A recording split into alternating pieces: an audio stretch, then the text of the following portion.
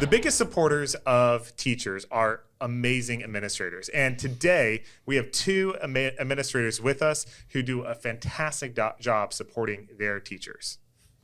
So we're going to welcome to the show today two good friends here. So Fernando and I go back a little bit to Arizona. We're welcoming Fernando Lista. He is currently serving as the Associate Director of Secondary Education for the Pacific Union. And back to our college days, we kind of rediscovered some connections today over lunch. Seen me before. That's right. That's awesome. Where do I know you from? And we discovered it was Southwestern Adventist University. Shout out all the Southwestern grads. The principal at Spencerville Adventist Academy. So we want to welcome them.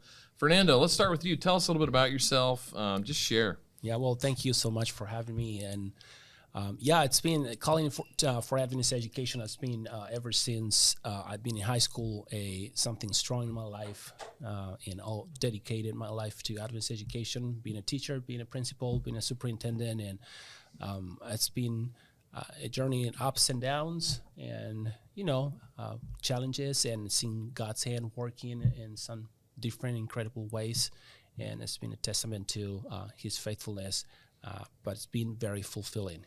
Nevertheless. Mm-hmm. All right, share with us, Robert, a little about yourself.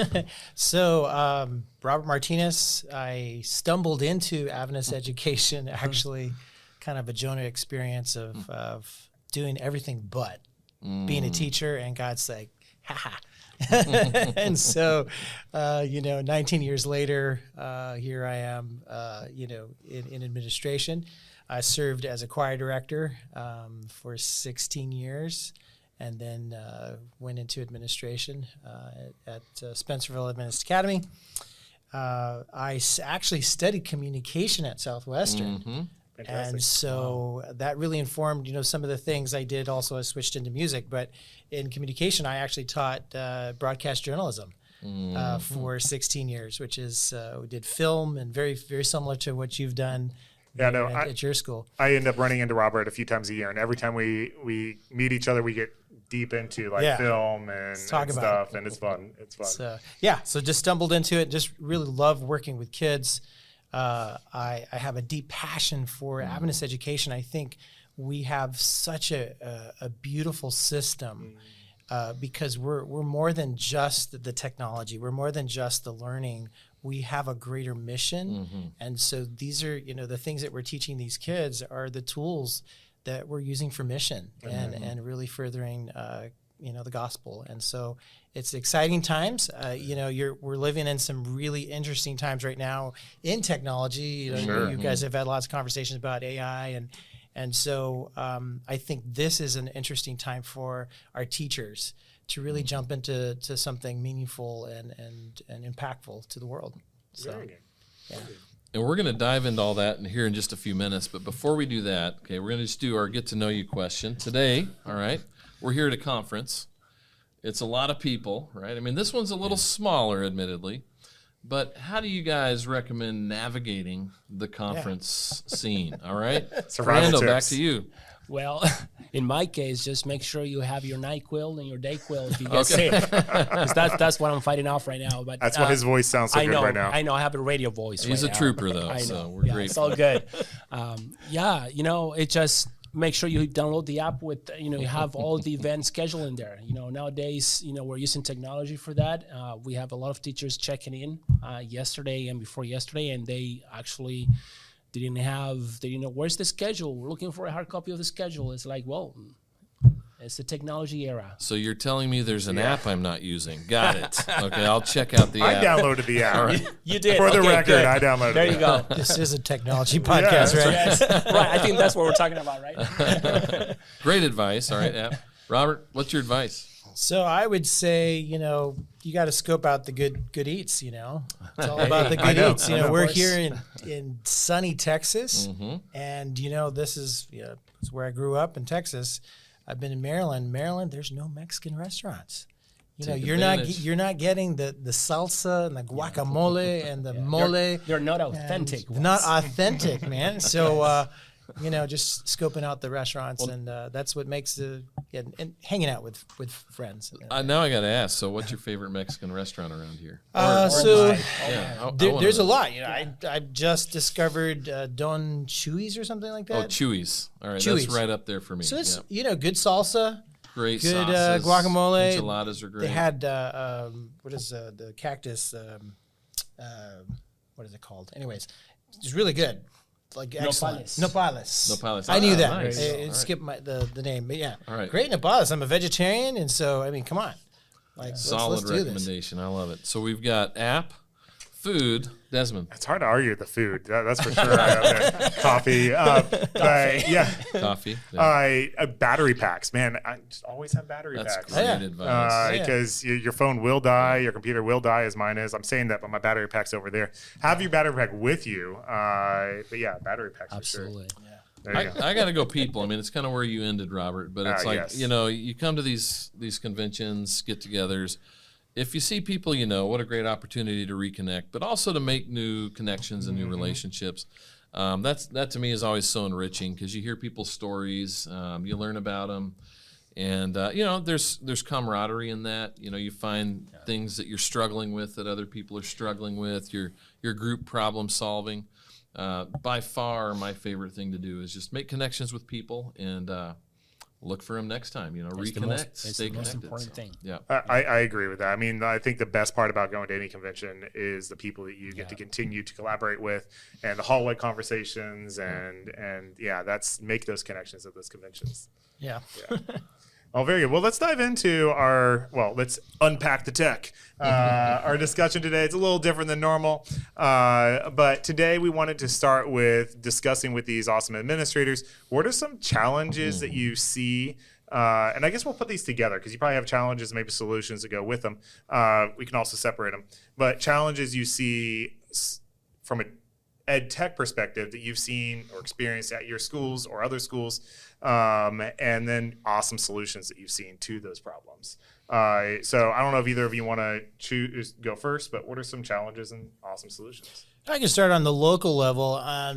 As from a principal perspective, some of the challenges that I've seen, at least at our school, we've been very blessed to have people on our staff that had a vision of technology and technology integration.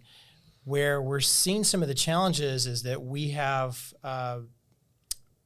received grants and different, building our STEM lab, where the challenge that we're seeing is where our teachers, have access to some of this technology, but are afraid, Adoption. and I'm too busy, look, all the hundreds of things that a teacher has to do. Now you're asking me to go and take this kit, this Lego robotics kit or Arduino kit or whatever, or 3D printer that you have here, and you want me no.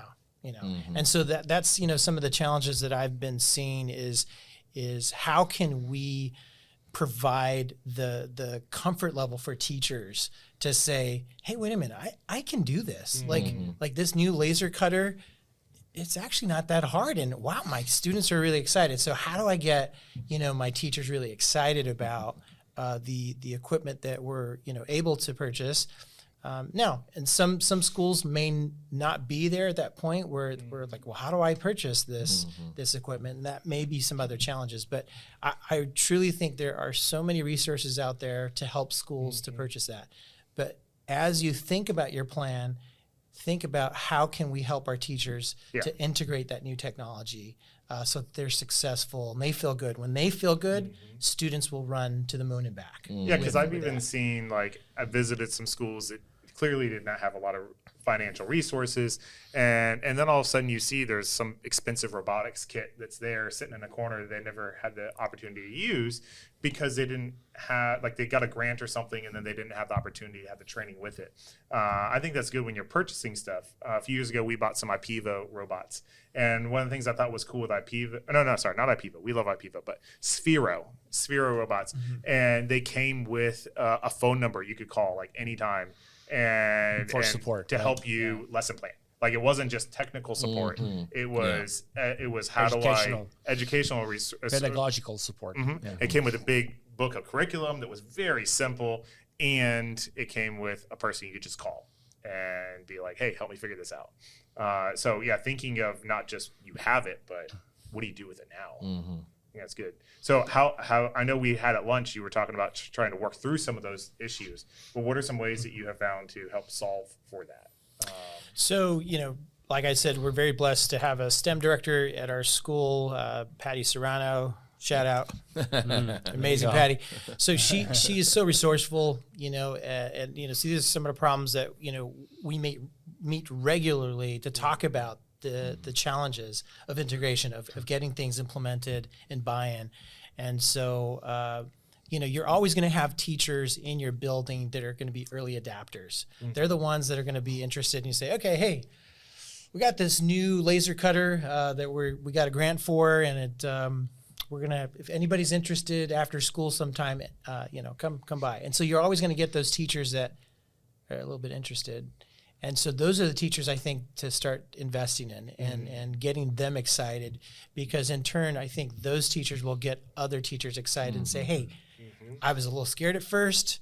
I didn't think I could use this technology, but all of a sudden it's not that hard. Like it, I took an hour course and I can produce this now, and I'm practicing this, and oh, hey, look at my students. They're so excited about this new piece of technology. Hey, you should try it, and so that can be a way to kind of start integrating tech in your school. And that's kind of what we're strategizing on how to move forward with some of the new purchases that we'll be bringing into our school. I really like that because it also empowers a professional, right? So I always appreciate administrators that empower the teachers to step forth and do something that is professionally rewarding. So you are saying, you're telling them that you're entrusting them by giving them this extra training so then they can train other people, and it really does elevate them as a professional and empowers them. I like that.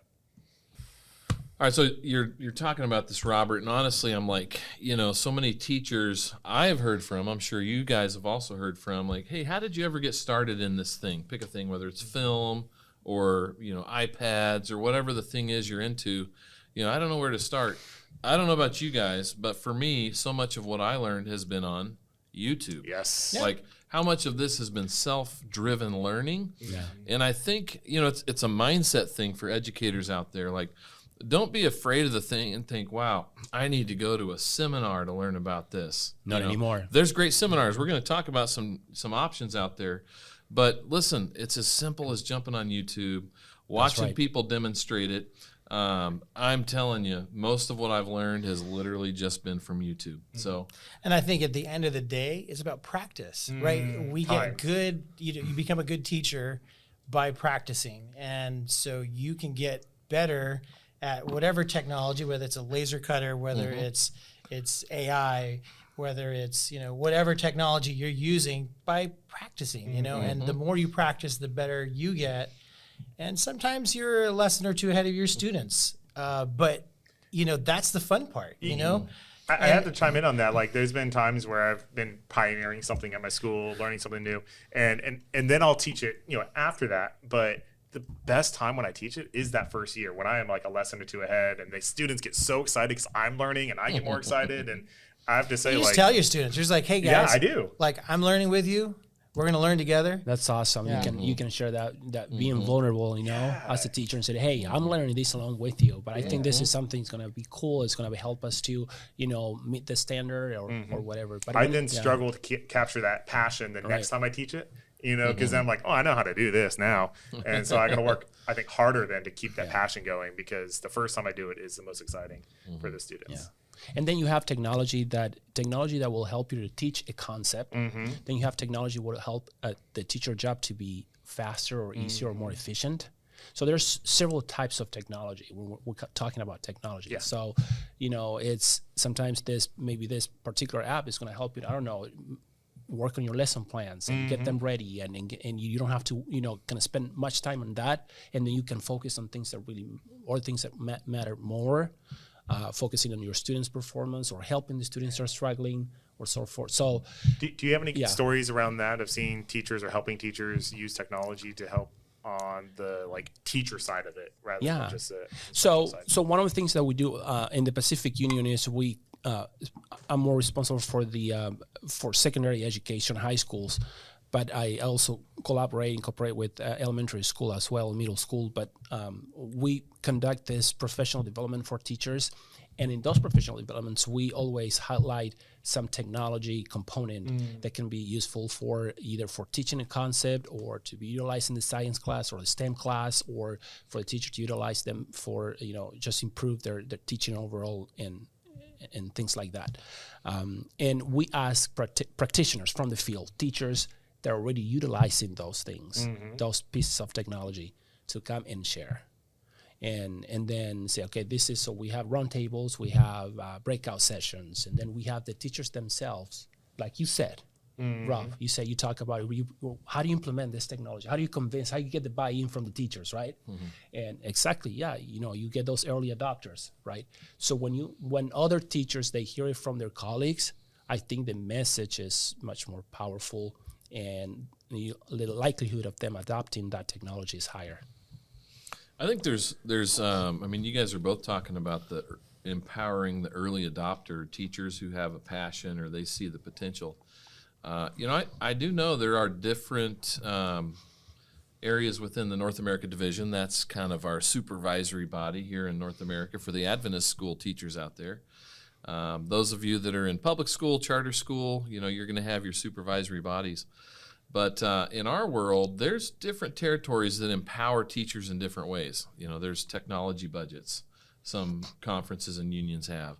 But I think at the core, how great would it be if our focus was to say, all right, bright spot teacher who's interested in learning, doesn't know, let's send them to the conference they're interested in going to, or connect them with a potential training resource out there. I guess what I'm saying is, if we put more funding behind helping the teachers that are interested, learn the things they want to learn. And so part of that does come back to funding commitment, and that could be at the local school level, that could be at the higher levels of supervision. How much do you guys, school administrator, union administrator, how much do you guys, talk about, invest in this idea of funding teachers on that journey? So, I can start from my perspective. We started our journey of a STEM lab. It's been 7-8 years in the making. Spencerville Adventist Academy is a nationally certified STEM school. So, we're constantly on this journey. So as far as, funding, there's so many creative ways to fund what you need. And so recently, we applied for a grant from VersaCare, for some equipment. Do you want to explain to the audience what VersaCare is? We've Right. also used VersaCare. We've talked about it on the podcast, Right. but So VersaCare is it's an organization that funds predominantly Adventist institutions across the United States and Canada, but they are branching out into other schools as well. So they have helped us in the past. In 2018, we received a VersaCare grant for our STEM lab, and we have applied again. So the other thing that we received from one of the healthcare systems, the Adventist healthcare system, was another grant. And you'll be surprised at how healthcare systems are willing to fund educational, especially in the STEM. And anything in STEM is really good. So as we're doing this, we're finding, okay, well, here's this new machine. How does this machine gonna work? How are we going to figure out how to use this machine? Other creative ways are making partnerships. For our Adventist community out there, that we're a part of a big movement of education here. And there are colleges that have innovation lab programs. Why not call the college? So this is one thing we did. We called Southwestern Adventist University. Hey, we're trying to purchase this laser cutter. We have no idea what we're doing. Could you give us some advice? And so Southwestern Adventist University has a fabrication lab. It's very nice. And so I talked to one of the professors there who was very kind and just willing to just have a discussion and just what we need to do, what we need to think about, what are the safety issues that we need to do as far as making it there, and then just having discussions about what could I send a teacher to Southwestern Adventist University to be able to I love learn that on idea. on their equipment? And he's like, well, let's talk. Let's have a discussion. So I think, everything's on the table. If we have, from an administrator's perspective, if we have a vision of what we want to create, we want our kids to have 21st century skills. And these are the tools needed to help our teachers to build those skill sets in our students. If we can cast that vision, our teachers can build that. But we need to be really good at communicating that vision and aligning ourselves, having these discussions between our different levels of leadership and saying, like, how can we all work together to cast a vision? And if we cast a very clear vision, our teachers will build it. They'll build it. And the administrators are not having to build it. It's the teachers on the ground. They're going to build that vision. I feel like you're saying too, or I should say it this way. I don't think you're the kind of person that if asked, you'd say, I'm sorry, there's no money for that. Right? You're going to say, you know what? I see your passion. Let's find a way to get you from A to B. And that's really what it takes when we're talking about technology, believing that we're going to be creative. We're going to find resources to support the growth and journey. That's how all of this gets done. My strategy is you kind of build the plane as you fly. Yep, that's right. And we'll figure it along the way. That's a little scary for some people, but I've seen some success in that. And from the union perspective, we just support our teachers for technology. We have a robotics grant that teachers can apply every year, and it's not much money, but it's something. We'll get you started in a robotic kit or something like that. And we also have Loma Linda University provides the Exit program right there. Every summer, they've been doing this for 12, 13 years now. And teachers, they come from all over the country and also from overseas and benefit from the STEM-based kind of a training project. But there's a lot of things that, like you said, you can go to YouTube and learn on your own. But I think it is important that from all different levels of organization, the administration at the local school, the conference, and the union, NAD, that we have a framework in which we can work when it comes to utilizing technology in the classroom.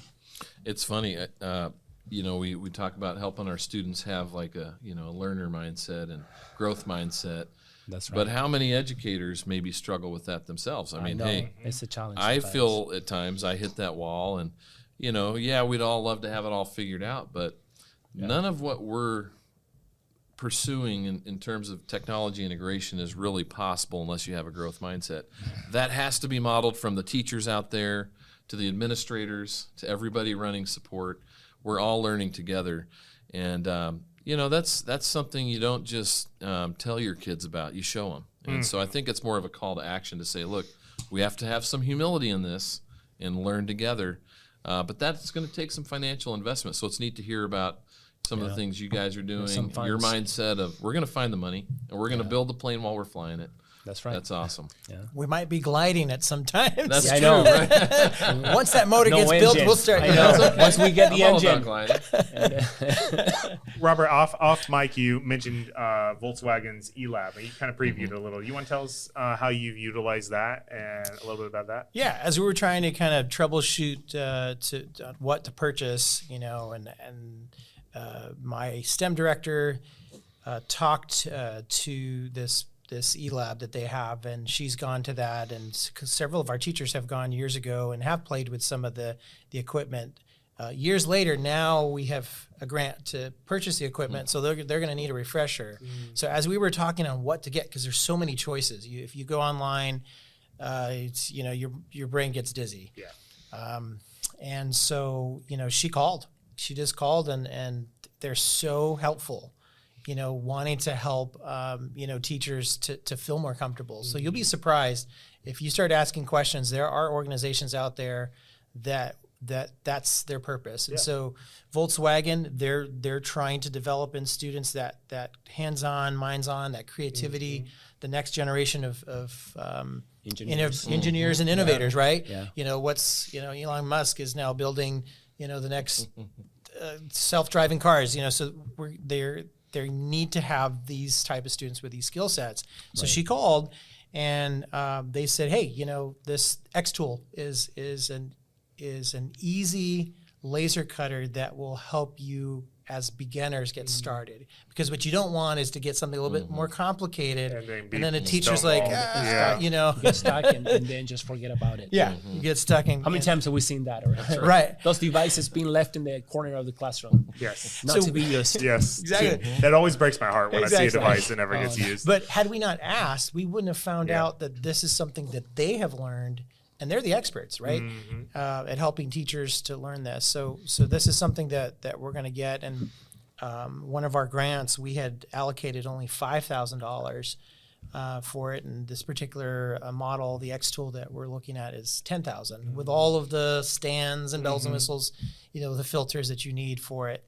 And we just went back to our grant funder and said, hey, it's a little bit more expensive. Would you be willing to reallocate some of the other funding that we had asked for? And they said, sure. That's awesome. So they wanted to help great. us. So you just ask. Sometimes it's just asking. The Bible says if you don't have because you don't ask. There's so many resources. So you don't ask, So true. I live by that. As a fundraiser. That's but right. but just on knowledge, right? I mean, there's so ask many for help. resources out there that just don't get utilized. Funding that companies allocate and then just sits there. And I love it when a company like Volkswagen, they need engineers in this country. Yes, right. absolutely. Like they do manufacturing. Chattanooga is where they have a big manufacturing facility, and they can't operate it. And we've seen companies, as companies have tried to bring manufacturing back to America, there's a big movement to that. But there's been some manufacturing that has been halted because there weren't enough trained people in this country to do it. Yeah. They just aren't even existing. And so these companies need there to be people in this country that know how to do this stuff. Otherwise, they can't open the factories and they can't operate. And so I love it when the motives align. Yeah. Right? Like their incentive they have incentives that align with our incentives. Yeah. We want to train our students to do great things, and they would love our students to be trained to do great things for them. Yeah, which brings us to our curriculum. Is it being relevant? Are we actually preparing the students to face the challenges of the world? When it comes to when they're going to be joining the workforce. Yeah. It's like, this is what is going to be needed in 10, 15, 20 years. And I think that's one of the greatest challenges that we have in education, and it's like you are always running behind. Yeah, which is why we've talked about code.org on this episode before. Code.org, there's no way to pay for it. It's completely free, and the reason is all these tech companies, they need more computer programmers and more engineers, and they've funded this to be a great free resource. And it's one of my favorite curriculums I use. Awesome. Yeah, we use it at Spencerville as well. That's great. Yeah, the kids love it. Yeah. Well, you guys are in this spot as administrators. You're visiting classrooms, probably occasionally for you as well, Fernando. Yes, visiting schools and classrooms as well. You know how it is. The administrator comes around. Sometimes the teachers are a little anxious. They see you coming. They're not always, maybe you have a special way about you where it's different. But just by title. Right? Just by title. So clearly you guys are both very passionate, very mission focused and driven. So I hope for everybody watching today, you can see that their heart is on full display. Their heart's for the kids. Yes. But hey, share some advice, looking beyond that first resistance maybe people have when they see the administrator coming, the teachers.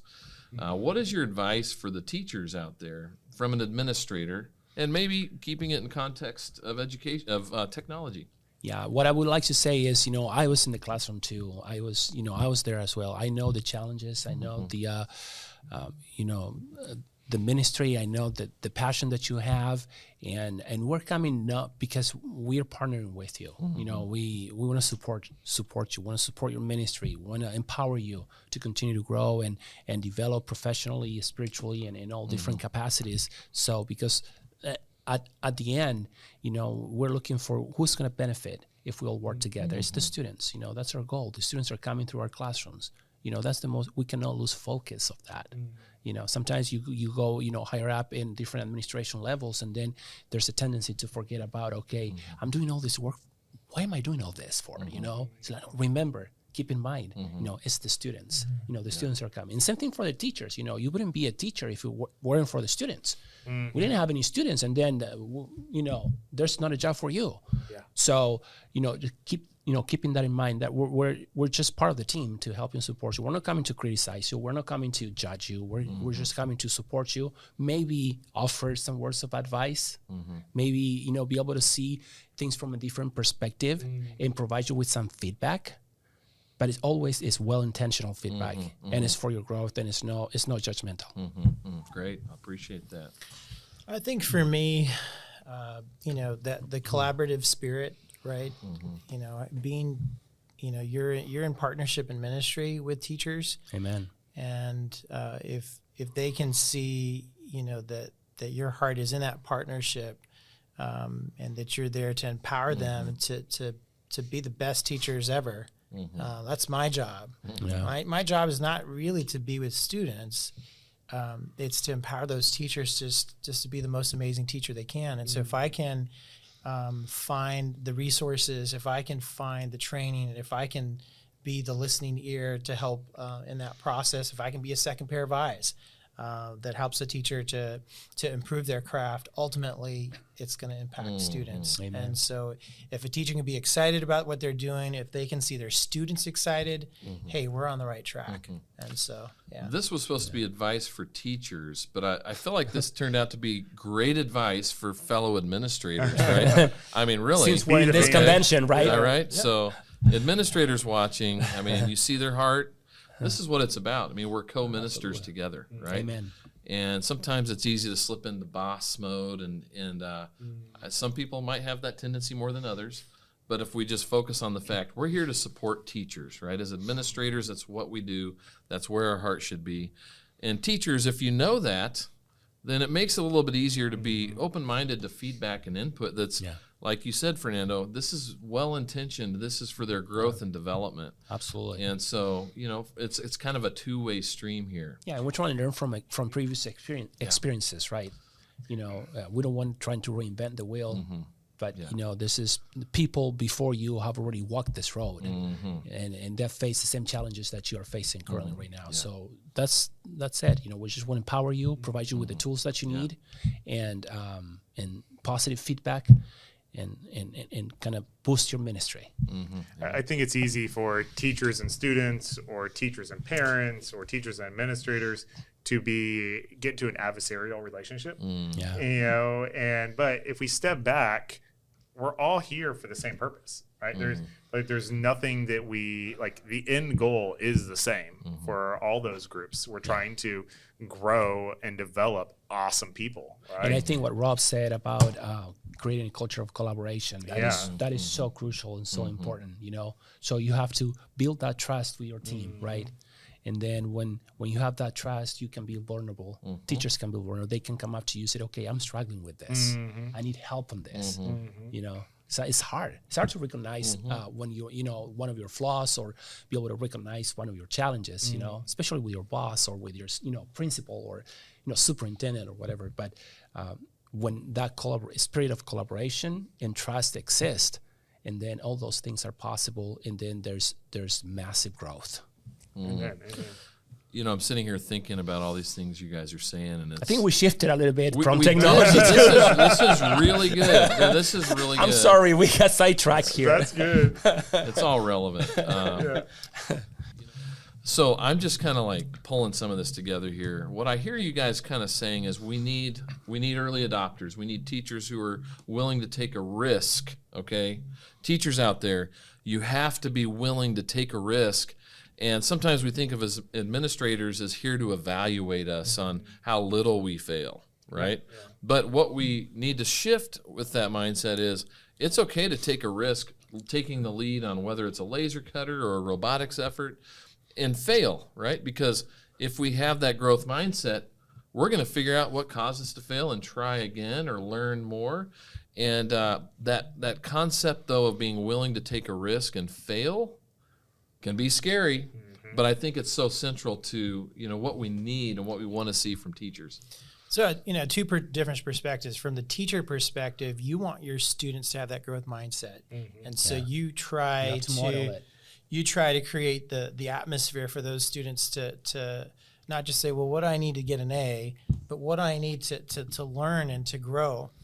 From an admin perspective, how do I create that for a teacher where they have a safe environment to grow? And so one of the things this early adapter idea, comes from, it's not just an idea. It comes from the an early innovation idea. Yeah, and There's research. a theory of innovation, and so in that theory, it talks about having those teachers that are early adapters in a risk-free environment. And so I tell my teachers, hey, you guys are my early adapters right now.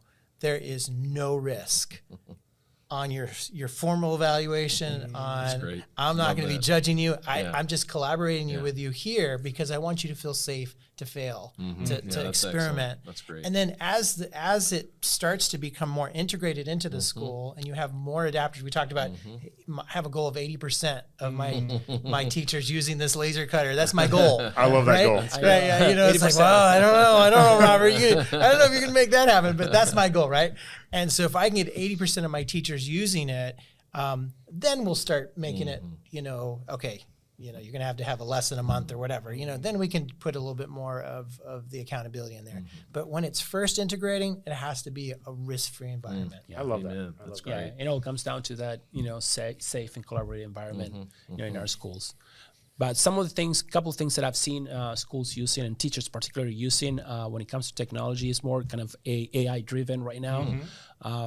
It's called, one of them is called Magic School. Yeah. I've seen a lot of teachers utilizing that. Cool. And then Prodigy is another one that also is being utilized. And it provides a lot of resources for teachers, and it helps them to kind of lesson plan rubrics and draft some letters if they have to. And it saves them time so they can focus on other more meaningful tasks. And not that planning is not important. It is important, but if you can have a robot to do that for you, and obviously supervised by you, and then you can spend the time doing something more other stuff that can be more impactful. We talk about it being like a tool. It's just a tool. It's a tool. And so is a it tool. shouldn't do it for you, but it's a tool. So Magic School and Prodigy are Yes. the tool that you see. Yeah, doing. that I've seen teachers utilizing in different schools. I would say in a successful way. That's cool. Yeah. Robert, what's some technologies getting you excited right now? So right now, the technology that I'm just currently been using is Speechify. I don't know if you've ever heard that app. Heard of it, but So I don't think I've used it. it's an AI app. I started experimenting with Speechify before a lot of the news, like New York Times, started to use Speechify for their, they're already integrating it into their stuff. But anyways, Speechify will do summaries, AI summaries. It'll read to you, so your kids that have maybe potentially dyslexia, it helps. And so, me just as a busy principal, I have to constantly be, just tons of information from my master's degree to just keeping ahead of the technology so that my teachers know what's going on. So, I just scan my book, and I listen to it, while I'm traveling or commuting, and then. So you use it as a voice to text to serve you. Yeah. Are you using it for like messages to parents, or is that something that feels too risky at this point? Or No, it's more for my own benefit, Okay. and I've talked to some of our teachers and resource with some of our students that really struggle potentially with reading. Those are some potential things that they can use to help them to keep up with the information that they need to learn. In no way do I feel like it's cheating with AI. It's a tool to kind of help. Yeah. Even a busy adult, and teachers, if teachers, you're looking to just gain some more knowledge and you don't have a lot of time, not everything tends to be on like an audiobook or something, so it's just an easy way to just take a couple pictures and then you listen while you're doing something else. And some of the advice that we give to teachers when it comes to utilizing AI is you start with a human being. utilize AI, and then you finish the product with another human being. That's good. Absolutely. So and by doing that, you're you kind of setting some parameters, and you're making sure that the final product, it's already been vetted by a human, and it's appropriate for the audience. In this case, the students. I did that the other day with the recommendation letter. Is I wanted to write the best recommendation letter I could for the student. I didn't want it to sound like AI, so I wrote it, had AI say fix the formatting but keep my voice, and then I edited it. And that is a process I think we want to teach our students as well. Absolutely. Very good. Well, our goal today was to hear from some awesome administrators, your perspectives on education as it relates to technology. We've literally been sitting here filming, and the sun has literally gone down on us as we've been filming. I know. I think our wide shot We're doesn't like, look we're great not going to anymore. finish 15 minutes today. No, that's right. But we hope you've enjoyed this. I know I have. You guys really represent such a passionate heart in the Seventh-day Adventist education system. We appreciate what you're doing. Quality leaders, great people, and we're just proud of what you're doing. We hope you guys out there have also enjoyed just kind of hearing a little bit about administrator perspectives. Again, as teachers, sometimes you wonder, how do administrators think about these things? So what a great opportunity today to just hear some insights from y'all, and we appreciate that so much. And we'd love to hear from you. Please, you leave us a voice message on our website, or send us an email at info@edtechunpack.com. We'd love to help you solve some of your EdTech problems. And make sure you follow us on Instagram and Blue Sky and YouTube, and make sure you subscribe. And we'd love to interact and hear from you and connect with us. And when you're a little bit afraid of what your administrator might be thinking, right? Don't be, because you've heard from their heart of passion, that they're here to serve you.